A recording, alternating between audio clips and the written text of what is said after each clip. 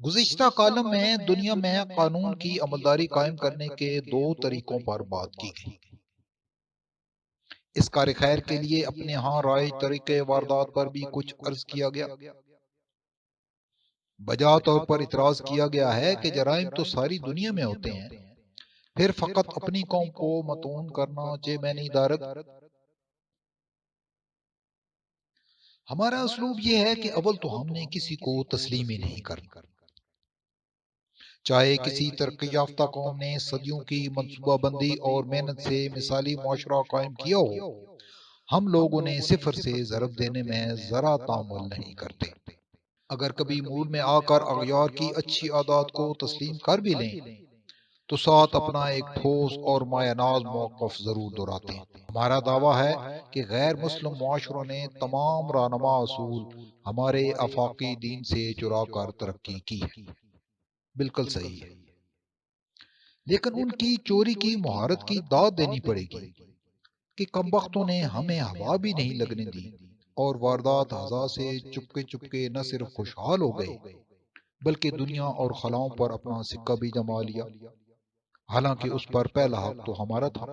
حیرت ہے کہ سچ کی خوگر ہم ہیں مگر اس پر ناجائز قبضہ ان کا ہے۔ کم تولنے سے ہمیں منع کیا گیا ہے مگر پورا وہ تولتے ہیں۔ باضمیر ہم ہیں مگر ضمیر کی منڈیاں وہاں نہیں لگتی۔ اندر اور باہر سے ایک فقط ہم نیکوکار ہیں مگر منافقت کے بازار وہاں نہیں سجتے۔ اصول ہمارا ہے مگر تفرقہ بازی وہاں نہیں ہوتی۔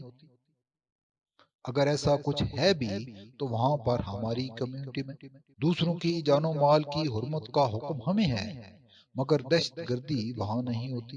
اگر اکا دکا واردات ہو بھی جائے تو ہمارے ہی کھاتے میں شمار ہوتی ہے۔ ہمارے چرائی ہوئے اصولوں کے تحت ان کے حکمران دشمن کے لیے جتنی بھی فولاد ہو، اپنے عوام کے لیے اتنے ہی بریش ہو۔ وہ عوام کے ٹیکسوں سے عیاشی کرتے ہیں، نہ شاہانہ جلوسوں میں کرو فار سے سفر کرتے ہیں، اپوزیشن میں آ کر دھرنوں سے عوام کا ناطقہ بند کرتے ہیں، نہ سڑکوں پر ریلیوں سے۔ وہاں کوئی کھانے پینے کی چیزوں میں ملاوٹ کرتا ہے، نہ جیلی ادویات بناتا ہے۔ عدالتوں میں انصاف کی بے حرمتی ہوتی ہے، نہ ہسپتالوں میں مریضوں کی بے چارگی نظر آتی ہے۔ عوام کی درخواستیں میز در میز رسوا ہوتی ہیں، نہ انہیں کلرک اور افسر شاہی کے سامنے ذلیل ہونا پڑتا ہے۔ کوئی دوسروں کو اپنی بیمار ذہنیت کے مطابق زندگی گزارنے پر مجبور کرتا ہے، نہ کوئی کسی کے آگے روبوٹ بنتا ہے۔ ہم ان حیاسوز اور اریانی کے دلدادہ معاشروں کو غیور قوم یا باضمیر ملت تو ہرگز نہیں کہہ سکتے، البتہ چور ضرور قرار دے سکتے ہیں جو ہماری ساری اچھائیاں چرا کر لے گئے اور اپنی برائیاں یہاں چھوڑ گئے۔ بچوں سے زیادتی شرمناک ترین جرم ہے جو ہمارے ہاں گلی محلوں خصوصاً مدارس میں زیر تعلیم غریب طلباء کے ساتھ عام سی بات ہے۔ جب دنیا میں ہمارے ہاں بچوں سے زیادتی کے بڑھتے واقعات رپورٹ ہوتے ہیں تو وہ بھی ہمیں اغیار کی سازش لگتی۔ ہم کہتے ہیں کہ وہاں بھی تو ایسے واقعات ہوتے ہیں، بالکل بجا، مگر اس کا کیا کیا جائے کہ پاکستان کے گوگل سرچ ٹرینڈز کے حوالے سے دنیا ہرز سرائی کرتی ہے کہ وطنی عزیز فوش مواد سرچ کرنے والے چوٹی کے ممالک میں سری فہرست ہے۔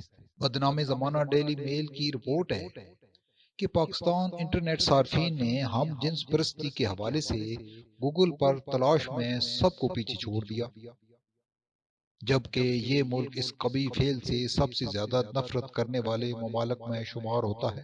چلیں ایسی رپورٹس پر 3 حرف بھیجتے ہوئے انہیں صفر سے ضرب دے دیتے ہیں۔ عرض یہ کرنا ہے کہ جب تک انسان روئے زمین پر موجود ہے جرائم تو ہوتے رہیں گے۔ بات ان جرائم پر قابو پانے کی ہے۔ دنیا میں کہیں جرائم کے پیچھے کار فرما عوامل اور محرکات کا کھوج لگا کر انہیں رفع کرنے کی حکمت عملی بنائی جاتی ہے اور کہیں خالی بڑکوں سے کام چلایا جاتا ہے۔ 1996 میں آرلنگٹن میں امبر نامی 9 سالہ بچی غائب ہو گئی جس کی لاش 5ویں روز ایک نالے سے برآمد ہوئی۔ تفتیشی آفیسر مائک سائمن کے ذہن میں آئندہ ایسے واقعات کی روک تھام کے لیے ایک نظام قائم کرنے کا خیال آیا۔ اس نے 2 ہفتے کی محنت کے بعد امبر الرٹ کے نام سے ایک سسٹم بنا کر آرلنگٹن پولیس کو دے دیا جو آج یورپ، مشرقی بعید اور لاطینی امریکہ سمیت دنیا کے تقریباً تمام جدید ممالک میں رائج ہو چکا ہے۔ جب کوئی بچہ اغوا ہوتا ہے تو پولیس اس کی تصاویر اور دیگر تفصیلات میڈیا کو فراہم کرتی ہے، جو انہیں فوری طور پر نشر کر دیتا ہے۔ یہ تفصیلات موبائل کمپنیوں کو بھی فراہم کی جاتی ہیں، جو چند سیکنڈ میں بلا معاوضہ تمام صارفین تک پہنچا دیتی ہیں۔ سوشل میڈیا بھی امبر الرٹ جاری کرنے کا پابند ہے۔ نیز یہ الرٹس ان ممالک کے ایئرپورٹس، بس اور ریلوے اسٹیشنز اور موٹر ویز کے انٹری اور ایگزٹ پر بھی ڈسپلے ہوتے ہیں۔ اس طرح مغوی بچے کی بازیابی کے امکانات بڑھ جاتے ہیں۔ اغیار کے سکولوں میں بچوں کو اپنی حفاظت کی تربیت بھی دی جاتی ہے۔ اساتذہ انہیں گڈ ٹچ اور بیڈ ٹچ کے بارے میں بتاتے ہیں، اور والدین کو بھی سکھایا جاتا ہے کہ وہ بچوں کے رویے یا جسم میں تبدیلی دیکھیں تو فوراً پولیس کو اطلاع کریں۔ ایسے کیسز میں پولیس کسی نفسیات دان کو سکول بھجواتی ہے اور اس کی رپورٹ پر کارروائی شروع کرتی ہے۔ وہاں ایسے کسی ناخوشگوار واقعہ کے دوران بچوں کو شور مچانے کی تربیت دی جاتی ہے۔ اس کے مقابلے میں ہم کسی سائنسی پلاننگ کے قائل نہیں، اور بچوں کو ان کی حفاظت کی خاطر تربیت سے تو ہمیں روایتی شرم و حیا سختی سے روک دیتی ہے، چاہے انہیں درندے بھنبوڑتے رہیں۔ ہمارے ادارے اس وقت بیدار ہوتے ہیں جب کسی سانے پر احتجاج زور پکڑ جائے۔ ہمارے کتنے ہی بچوں کے خون ناحق ہمارے گریبان پکڑے کھڑے ہیں، مگر ہم ان کی حفاظت کی خاطر اغیار کے تجربات سے استفادہ کرنے پر تیار نہیں۔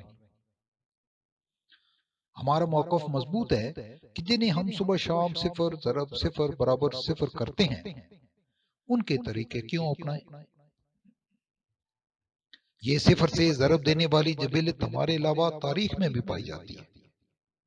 فرق یہ ہے کہ ہم اخلاق باختہ لوگوں کے ساتھ یہ سلوک کرتے ہیں، اور تاریخ علم اور معقولیت کی دشمن قوموں کو بے دریغ صفر سے ضرب دیتی چلی آئی ہے۔